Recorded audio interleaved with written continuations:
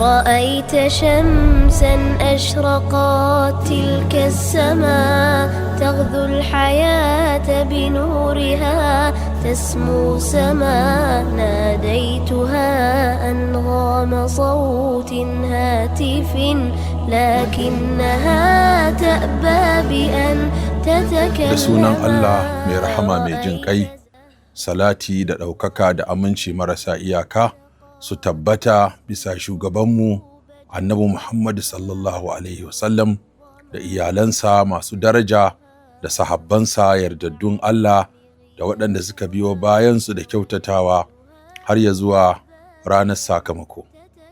Masu bibiye da mu a cikin wannan shiri na guzurin Ramadan, yau za mu tashi darasi na 11 wanda za mu tattauna akan abubuwan da suke karya azumi. Mun ɗauko bayani akan ci da sha da kuma lalata niyya ko rashin niyya ko rashin ayyana niyya ko rashin tabbatar da niyya ko taraddudi ko kai komo ko fasawa a cikin niyya wanda shi ma yana lalata azumi. Yau za mu tattauna akan matsala da ta shafi saduwa da iyali ana cikin azumi. Wannan matsala tana da rassa da yawa. Na farko shine hukuncin wanda ya je ma matarsa da rana ana azumi da gangan. Menene hukuncinsa? Na biyu, me hukuncin wanda ya kuskure ya je wa matarsa da rana ana azumi? Na uku, me hukuncin wanda ya manta ya je wa matarsa da rana ana azumi? Na hudu, me hukuncin wanda ya je wa matarsa da rana ana azumi bisa jahilci? Sannan na biyar, me hukuncin wanda ya je wa matarsa da rana ana azumi bisa wani ya takura shi ko wani ya masa tilas ko wani ya masa barazana ko wani ya firgita shi ko wani ya bashi tsoro? Sannan na shida, idan mutum ya riga ya je ya aikata hakan, me ya kamata ya yi ta ɓangaren kafara?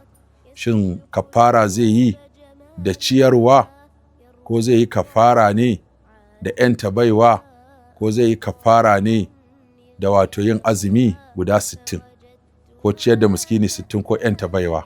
Sannan matsala ta 7, idan zai yi ɗaya daga cikin waɗannan ɗin a jere zai yi su wato alal tartibi ne ko alal takhayiri ne ko alal wujubi ne? Jeranto su ɗin wajibi ne ko kuwa zaɓi aka bayar ko kuwa an fi so ne a jeranta su yadda suka zo a cikin wato wannan hadisi? Sannan matsala ta 8, me hukuncin ita matar tasa da ta biye masa suka yi mu'amala a cikin watan wato Ramadana? Shin za ta yi kafara ita ko ba za ta yi kafara ba, ko kafara ta taƙaita ne a kansa shi kaɗai?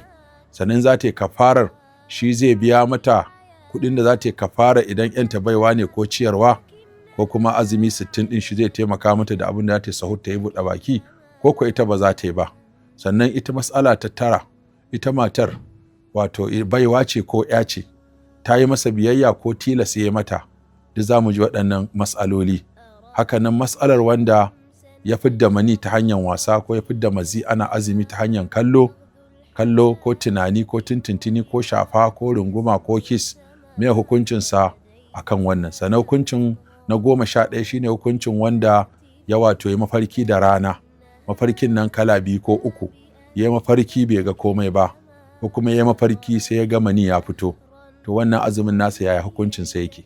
Sannan matsala ta 12 shine hukuncin wanda ya tashi da janaba a jikinsa, wato ainihin alfijir ya keto da janaba a jikinsa. Shin ya zai da azuminsa tunda bai yi wanka ba lokacin da ya mu'amala da iyalinsa da daddare har alfijir ya keto ya same shi da janaba? Waɗannan su ne matsalolin, akwai wasu rassa kuma a ciki da za su iya biyo baya. Mu ɗauki matsalar farko shine Allah ta'ala hukuncin wato ko kuma laifi ne mutum yana tsakar azumi da rana da gangan babu wani uziri na shari'a, yana sane yana da iko kuma ya je ma iyalinsa da rana da gangan yana sane, wannan laifi ne. Allah ta'ala ce wala tubashiruhunna wa antum aakifuna fil masajid, kada ku je ma iyalanku alhalin kuna masu itikafi a cikin masallaci. Saboda haka wannan an hana je ma iyali wa kulu washrabu hatta yatabayyana lakum al-khaytul abyadu min al-khaytil aswad min al-fajr summa atimmu siyama ila al-layli wa la tubashiruhunna wa antum aakifuna fil masajid. haka wannan aya ta yi magana akan mutum zai ci ya sha da daddare, amma da ranar ana azumi ba wani uzuri, mutum ba shi da dalilin da zai karya azuminsa. To shin wannan kisa ta taɓa faruwa ko ba ta taɓa faruwa ba? Akwai kisa da ta faru wanda hadisai sun zo ta hanyoyi da dama, wanda daga ciki akwai riwayan Bukhari daga Abu Hurairata cewa wata rana suna tare da manzon Allah sallallahu alaihi wasallama sai ga wani mutum ya faɗo. Wata ruwa an yi ƙoƙarin bayyana sunansa, amma a cikin Fatahul Bari ya ce wannan ba shine hakikanin sunan mutumin ba. Wato shi wannan mutumin da ya faɗo ya zo a ruwayoyi daban-daban, wani gurin ya ce na halaka, wani gurin ya ce na ƙone, wani gurin yana yaga jikinsa, yana yaga ajiyunsa, yana yaga rigarsa, yana wato marin kansa, yana cewa ya halaka. Sai annabi alaihi salatu wasalam ya ce me ya halaka ka? Sai ce ya Rasulallah, na afka ma iyalina da rana ana azumi. Sai annabi alaihi salatu wasalam ya ce to kana da halin da za ka ‘yanta baiwa? Ya ce ba shi da hali. Ya ce to za ka iya yin azumi guda 60? Ya ce to wanda ya karya guda ɗaya ya kuma zai yin irinsa guda 60. Ya ce to kana da halin da za ka ciyar da miskinai guda 60? Ya ce wallahi ba shi da hali. Tsakanin wato gabashin kudancin Makka zuwa arewacinta babu wani gida da ya kai gidansa talauci. Sai annabi sallallahu alaihi wasallama ya shiru. Can sai ga wani mutum ya taho da dabino akan jaki. Sai annabi sallallahu alaihi wasallama ya ce to je ka karbi wancan dabinan ka je ka ciyar da miskinai da shi guda 60. Sai ce ya Rasulullah, a gidan da yafi gidana talauci? Wallahi babu wani gida da yafi gidana talauci. Sai annabi sallallahu alaihi wasallama ya murmushi, yayi dariya, ya ce to shikenan ka je ka ci kai da iyalan naka. Wannan hadisi shi ne asalin matsala game da wanda ya karya azuminsa da rana da gangan ya je ma iyalinsa ana azumi.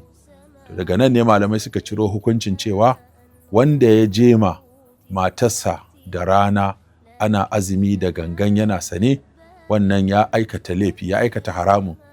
Haramun kuma shine abin da shari'a ta hana, ta maka jan kunne akan kada ka yi, kuma ka yi, to shine ka aikata haramun, wanda kuma akwai narkon azaba da za ta biyo baya idan Allah bai yafe wa mutum cikin rahamarsa ba. To wannan shine haramun. To shi wannan mutum ya aikata abin da ake kira haramun na afkawa iyalinsa da rana da gangan yana sana ana azumi, babu wani uzuri. Mun gabatar da uzuri guda 12, to shi ba shi da ɗaya daga cikin waɗannan uzurrukan 12 da muka gabatar. Saboda haka waɗannan abubuwa da annabi sallallahu alaihi wasallam ya lissafa masa guda 3, na farko ya ce ka je ka ‘yanta baiwa. Kun ga ashe ka fara farko da ake nema ga mutumin da ya je ma iyalinsa da rana ana azumi da gangan, ya je ya samu baiwa ya ‘yanta ta. Abin da yasa aka gabatar da ‘yanta baiwa, wato kamar tun da kai kayi laifi, to ta hanyar ka fara ka je ka samu wanda yake cikin bauta, wanda yake cikin ƙangin bauta, wanda ya ba shi da ‘yanci, ka je ka sama masa ‘yanci. Allah yana son a ba mutane ‘yanci, yana son a cire mutane daga kunci, yana son a cire mutane daga wahala. Da yawa laifuffuka idan kai Allah sai ce fatahariru raqabatin, wani guri ya ce fatahariru raqabatin mu'mina, ka je ka ‘yanta baiwa, a ‘yanta wayaye, a ‘yanta baiwa, a ‘yanta bayi maza ko mata, wani gurin musulmi, wani gurin ma ko ba musulmi ba, wani gurin mai lafiya, wani gurin ko ba mai lafiya ba, a dai samar da wanda yake cikin wahala a samu masa ‘yanci. Sannan na biyu ya ce to kai azumi guda 60. Azumi guda 60 ɗin nan zai horar da mutum, zai wa mutum horo, kamar an yi wa mutum horo ne bisa wannan laifi da ya shi ne kafaran. Kaga azumi ɗaya aka ce kai, amma da ka karya shi sai ya zama kuma kafaran da za ta kankare maka wannan azumi guda ɗaya da ka karya, sai ka yi ire-irensa guda 60 a wajen Ramadana. Wannan ke nuna mana girman azumin watan Ramadana, cewa in aka lalata shi ba a iya kankare shi sai da ƙwaya 60 azumi irinsa. To kaga wannan zai horar da mutum, zai kuma ja kunnen mutum, zai kuma tsawatar da mutum, zai kuma gargaɗi mutum gaba ba zai sake karya azumi da gangan ba. Sannan in mutum wato ba zai iya azumi ba, sai kuma a dawo ceto masu jin yunwa. Allah ta'ala, to wannan hadisi yace to a kuma ceto mutum 60 masu jin yunwa. Shi ma kaga idan aka ce mutum ya ba wa miskinai guda 60 abinci don Allah ya kankare masa laifin da ya yi na karya azumi da gangan, to kaga an masa jan kunne gaba ba zai karya azumi da gangan ba. Shi sa aka ce ya yi azumi guda 60, domin azumi guda 60 ɗin na ya kankare masa.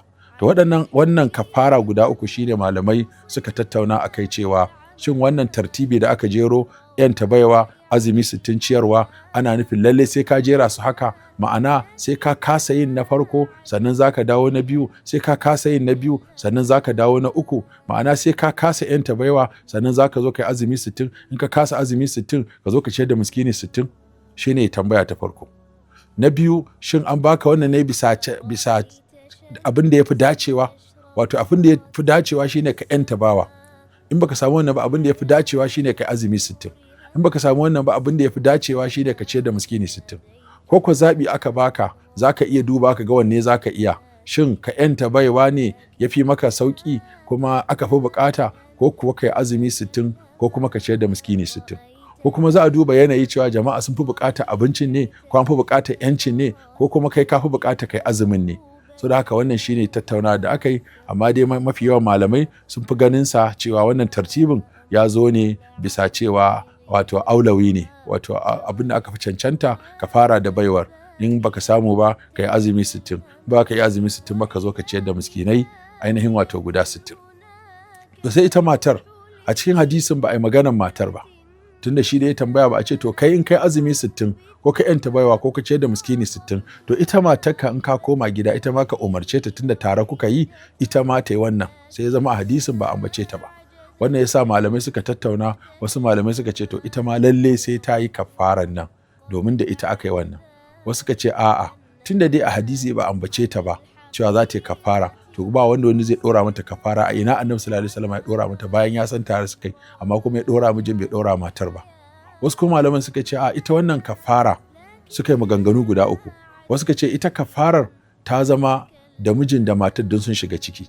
Ita kafara ɗayan da mijin yayi to ta ishe shi, ta isi matar. Ma'ana wannan kafara da ta ciyar da miskini 60 ko ta yin yanta bawa, to miji da matar sun shiga. Amma in azumi za a yi to kowa sai ya yi 60. Wasu suka ce a'a, ita matar ita ma za ta yi yadda mijin yi, ma'ana an ɗauke mata kafara a wancan ruwayar, a wannan kuma ruwayar ta malamai ita ma an yi tarayinta da ita cewa lalle da ita da mijin sai sun yi, in azumin ne sai sun yi, in bawan ne kowa sai ya yanta, in kuma abin nan din kowa sai. Wasu kuma suka yi tafsiri cewa idan matar nan ai tunda ita biyayya take yi, zuwa ya same ta ya umarce ta, ba da za ta saba masa, ta masa biyayya, to shine zai rama, zai yi kafarar. Haka kuma idan baiwa ce, ita ma wajibi ta mai gidanta a wannan hali da ta zama tilas ya mata, ko kuma umartar ta yayi ba yadda za ta yi, ko baiwa ce, to wannan duka ba za a dora mata komai ba, sai dai ramo azumin kwaya daya, ba za ta yi kafara ba. Shi kuwa ainihin wato zai yi wannan kafara. Sannan malamai suka ce to idan ya zama cewa wato azumin ko kuma wannan mu'amala ta kasance bisa ganganci ne, wannan ita ce matsalar da ake tattaunawa. To in bisa kuskure ne fa, ya ɗauka rana ta faɗi ko ya ɗauka alfijir bai keto ba, sai da suka yi mu'amala da matarsa sai kuma ta bayyana cewa ashe alfijir ya keto ko rana ba ta faɗi ba. To wannan malamai da yawa sun ce kawai rama azumin zai kwaya ɗaya, ba sai ya haɗa da kafara ba, wanda shine kauli ya furin jaya, mun ce kowa Fatahil Bari zai ga wannan matsalar. Sannan na biyu suka ce in ma kuskure ne ɗaya kenan, in mantuwa ne ma abin da zai yi kenan, in jahilci ne bai sani ba abin da zai kenan, iya azumin zai rama, domin kafara takan hau kan wanda ya abu da gangane. Laysa alaikum junahun fi ma aqta'tum bihi walakin ma ta'ammadat qulubukum rabbana la tu'akhizna in nasina aw akhta'na rufi alqalam an alqata'i wal nisyan wa mastukrihu alayhi. Suka ce a wannan matsaloli, inda yayi da mantuwa, inda yayi da kuskure, inda yayi da jahilci, inda yayi aka yi masa tilas, duka anan rama azumi kadai zai yi, kafara bata hau kansa ba sai wanda ya je ma iyalansa da gangan. To haka nan da rana sai mutum kuma ya kwanta bacci yana azumi, sai ya mafarki, sai ya ga wato mani ya fito, to wannan zai wanka kuma zai ci gaba da azuminsa. Yin mafarki da rana ana azumi ba zai karya azumi ba, ko da za ka yi wanka saboda fitan mani, amma ko ba zai karya azumi ba. Haka nan wanda shi kuma ya kwanta baccin ya mafarki, ya ganshi yana mu'amala da mace kuma ya farka bai ga komai ba, to shi wannan babu wankan kuma azuminsa bai kare ba. Kenan matsalar idan mutum ya mafarki ya ga mani zai wanka, azuminsa yana nan. Idan bai ga mani ba zai wanka ba, kuma azuminsa yana nan. Ma'ana a dukkan matsalolin guda biyu azuminsa yana nan, babu abin da ya shafi azumin. Haka nan mutum kuma da yake da janaba da daddare bai samu yayi wanka ba har alfijir ya keto, shi ma ya zo cewa babu laifi, wannan azumin nasu bai kare ba, sai ya wanka daga baya, saɓanin ya yi janabar ana cikin azumi. Amma idan kafin azumi ne, wato sai bai yi wanka ba sai da alfijir ya keto, wannan babu laifi, shi ma wannan matsala malamai sun tattauna ta. To haka nan wancan da aka ce ka fara da azumi 60 zai kuma yi na ramuwa guda ɗaya ko ko iya 60 ɗin kawai ya isa. Malamai suka ce sai ya haɗa da ramuwa saboda akwai ruwayoyin da suka tabbatar da ramuwar, ko malamai sun inganta wannan ziyadar ta cewa kuma kai azumi kwaya ɗaya bayan ka yi 60 ɗin, ko bayan ka ciyar da miskini 60 kai azumi ɗaya, ko bayan ka yanta baiwa kai azumi ɗaya. To wannan azumin Malikiya, Shafi'a, Hanbaliya, Hanafiya duka sun karɓi wannan cewa bayan mutum ya yi kafara kuma sai ya rama wato wannan azumi. Abin da ake so a tattauna a nan shine Allah ta'ala yana so a yi masa biyayya a fili da ɓoye, a zahiri da baɗini, cewa kada mutum ya cire sha'awarsa, ya haƙura da sha'awarsa saboda ya bauta wa Allah da nisanta wannan sha'awar. Shi yake nuna shi bawan Allah ne mai cikakken imani, mai cikakken takawa, ba munafiki ba, mai gaskiya a cikin imaninsa. Shi yasa azumi shi yake bayyana imanin mutum, ya bayyana gaskiyar mutum, ya bayyana takawan mutum, ya bayyana kusancin mutum da Allah, kuma ya nuna mutum cewa mutum yana jin tsoron Allah a zahiri ko a baɗini. Domin zai iya yin abin nan a ɓoye ba tare da an sani ba, amma saboda yana ganin girman Allah, yana tsoron Allah, sai zama bai yi a fili ba, bai yi a ɓoye ba. Allah ya karɓi azumin mu, ya gyara ayyukanmu. Assalamu alaikum.